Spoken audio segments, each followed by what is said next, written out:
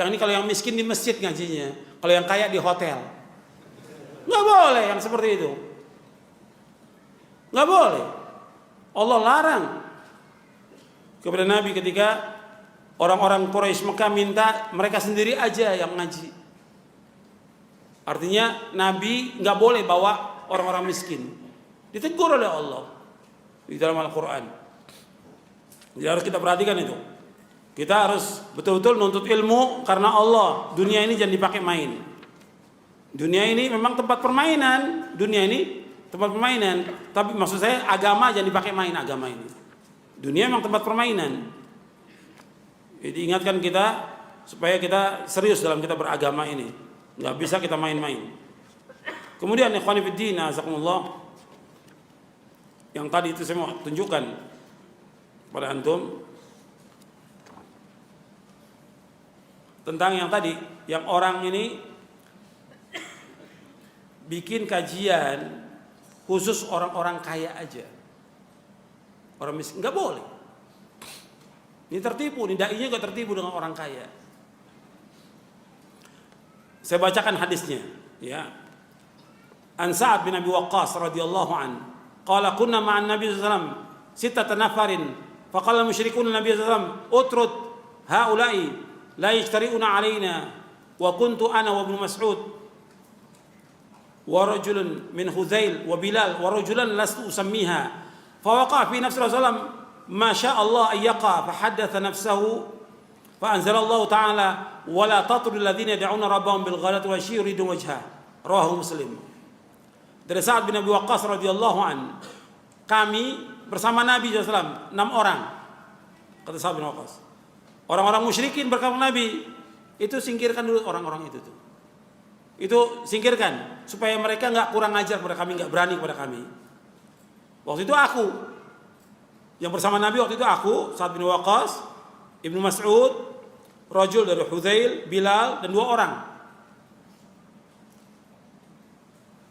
Waktu disebutkan demikian, maka terbetik dari Rasulullah, hampir terbetik dari Rasulullah untuk menyingkirkan orang-orang miskin ini, menghadap orang-orang kaya aja. Maka Allah turunkan ayat dalam surah Al-An'am ayat 52, surah yang ke-6 ayat 52, wala tatrudil ladzina yad'una rabbahum bil ghadati wal 'ashyi yuridun wajha. Dan janganlah engkau usir orang-orang yang berdoa kepada Allah di waktu pagi dan petang, yang mereka mengharapkan wajah Allah. Ini di ayat 52. Saya bacakan ayatnya. Wala tatrudil ladzina yad'una rabbahum bil ghadati wal 'ashyi yuridun wajha.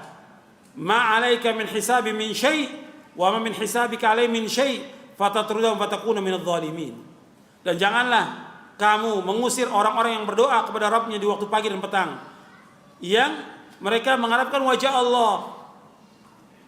Tidak ada tanggung jawab kamu untuk menghisap mereka, dan juga nggak ada bagi kamu untuk bertanggung jawab atas mereka sedikit pun juga.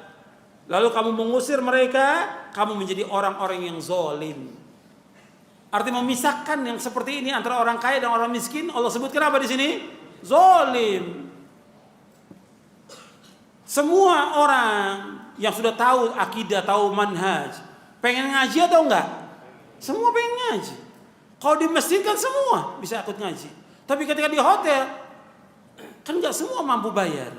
Kenapa di hotel? Kan dia juga sedih. Saya juga pengen ngaji. Kenapa? Dibedakan ke orang-orang kaya atau di rumah orang-orang kaya. Kan orang malu datang ke rumahnya, pakai permisi dulu, pakai ini. Kalau masjid enggak, cukup assalamualaikum duduk. Tapi kalau di rumah kan enggak enak. Nanti kalau nggak bawa sesuatu, nggak bawa makanan, nggak enak. Akhirnya hanya orang tertentu yang ngaji. Nggak boleh yang seperti ini. Dalam Islam nggak boleh. Bahwa kita berdakwah untuk semua manusia. Maka yang perlu ditanyakan tentang dakwahnya. Dia niat dakwahnya benar apa tidak ini? Dia mau ngajak orang ke sorga atau tidak? Kenapa dibedakan? Para ulama nggak ada yang seperti itu. Saya gabung dengan kaum muslimin di masjid, nggak ada bedanya. Dia punya jabatan, punya kedudukan, dia punya pangkat, punya harta, semua sama. Seperti kita sholat ada nggak orang kaya safnya di depan, orang miskin belakang, ada nggak? Nggak ada. Semua sama. Ketika haji juga demikian, semua sama dengan pakaian ihramnya mereka. Nggak ada beda. Nuntut ilmu, semua juga sama. Nggak ada orang kaya depan ustadz, orang miskin belakang. Nggak ada. Semua sama. Ini ibadah kepada Allah. Begitu juga ngaji. Ngaji ibadah bukan? Ngaji ibadah, nuntut ilmu ibadah, nggak boleh dibedakan. Ini juga peringatan kepada ustadz-ustadznya juga ini. Orang-orang kaya dan ustadznya nggak boleh dibedakan. Juga kepada panitia pengajian. Ini panitia pengajian juga punya masalah juga ini. Ya, karena yang bikin masalah juga banyak panitia pengajian. Yang bikin porak-poranda di antara salafin juga panitia pengajian. Yang ngadu domba juga di antara mereka. Maka mereka harus tobat kepada Allah dan sadar. Tobat kepada Allah. Bahwa ngaji untuk semua yang gabung bersama kaum muslimin di masjid. Masjid Allah. Biar kelihatan turunnya rahmat Allah, barokahnya, manfaatnya, dan nikmatnya kita duduk di masjid Allah SWT. Makanya Syekh Utsaimin rahimahullah memberikan komentar tentang hadis ini di dalam kitab Riyadhus Shalihin. Kata beliau begini,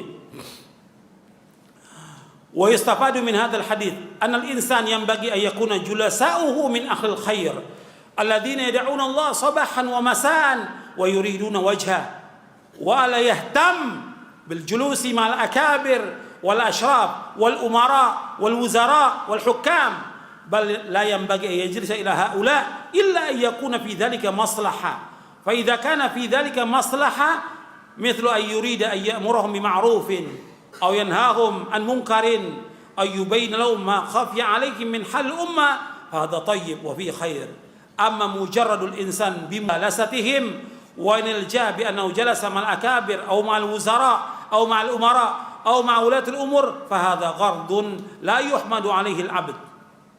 Kata Syekh Utsaimin rahimahullah, kata beliau begini, diambil dari hadis ini hendaknya seorang itu teman-temannya, teman duduknya orang-orang baik yang selalu berdoa kepada Allah waktu pagi dan petang, menginginkan wajah Allah, dan nggak boleh perhatikan, nggak boleh bagi dia mementingkan duduk dengan orang-orang besar, orang-orang mulia, dengan para umara, ulil amri, atau wuzara, menteri-menteri, wahukam, orang para hakim. Nggak boleh duduk bersama mereka.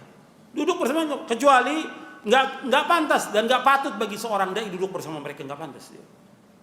Kecuali ada maslahat. Apa maslahatnya? Dia nyuruh yang ma'ruf, dia mencegah yang mungkar. Berani nggak tuh dia tuh duduk dengan menteri, ya, dengan pejabat, dia nyuruh yang ma'ruf, mencegah yang mungkar, atau menjelaskan kepada mereka itu tentang keadaan umat. Dijelaskan, ini umat berpecah belah, jalan yang benar ini jelaskan. Berani nggak dijelaskan itu? Kalau itu thayyib, kata Syekh Utsaimin, dan itu baik. Adapun seseorang itu sengaja duduk dengan mereka untuk mendapatkan kemuliaan dengan duduk dengan mereka, bahwa dia duduk bersama orang-orang besar, menteri, atau penguasa, atau juga yang lainnya, maka ini tujuan yang tidak dipuji seorang hamba, sama sekali tidak dipuji. Ini Anda bisa lihat dalam syarah Riyadhus Shalihin oleh Syekh Muhammad bin Shalih Al-Utsaimin. Sekarang saya